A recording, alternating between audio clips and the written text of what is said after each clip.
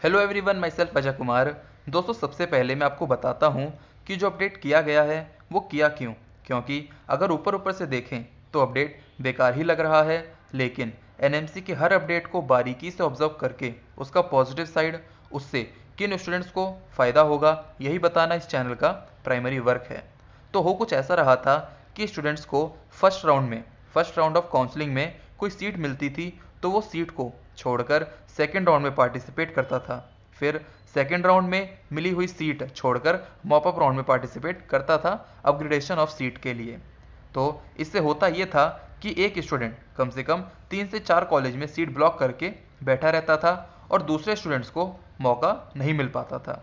तो यही केस गया सुप्रीम कोर्ट के पास। सुप्रीम कोर्ट ने एनएमसी वालों को कहा कि ऐसा स्टूडेंट्स ना करें, इसके लिए कोई रूल निकालो। इसी को लेकर एनएमसी वालों ने एक अपडेट दिया था कि स्ट्रे वैकेंसी राउंड में, यानी कि फाइनल राउंड में काउंसलिंग की, अगर किसी को भी कोई सीट मिल गई गवर्नमेंट एमबीबीएस या बीडीएस और उसके बाद अगर स्टूडेंट ने वो सीट छोड़ी तो वो नीट 2024 में नीट का एग्ज़ाम नहीं दे पाएगा। यानी कि अगर काउंसलिंग हो रही है नीट 2023 की और उसमें स्ट्रे वैकेंसी राउंड में किसी को कोई कॉलेज मिल गया, लेकिन अगर उसने वो सीट नहीं ली और छोड़ दी नीट 2024 देने के लिए, तो वो नीट 2024 नहीं दे पाएगा। यानी कि अगले साल का वो नीट नहीं दे पाएगा, नीट 2024 के लिए वो एलिजिबल नहीं होगा। पर उसके बाद वो नीट 2025 वाला दे सकता है, यानी अगले साल नहीं दे सकता पर उसके अगले साल वो फिर से दे सकता है, पर एक ईयर उस स्टूडेंट का खराब हो जाएगा। तो ये तो हुआ अपडेट। अब इसका बेनिफिट हम कैसे ले सकते हैं?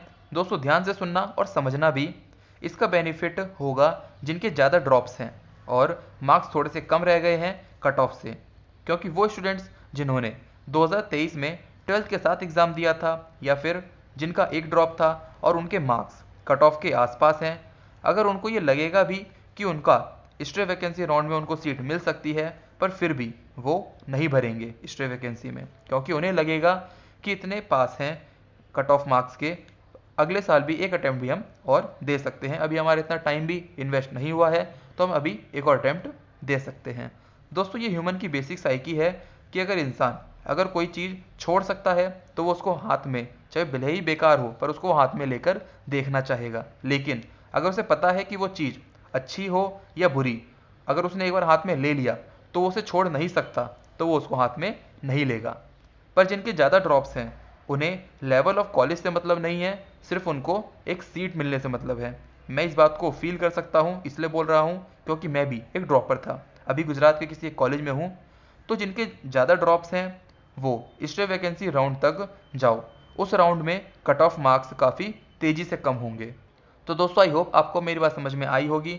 अगर बात अच्छी लगी तो चैनल को सब्सक्राइब कर लो और वीडियो को लाइक कर देना। मिलता हूँ अगली वीडियो में नीट की एग्जैक्ट नॉलेज के साथ, तब तक के लिए गुड बाय।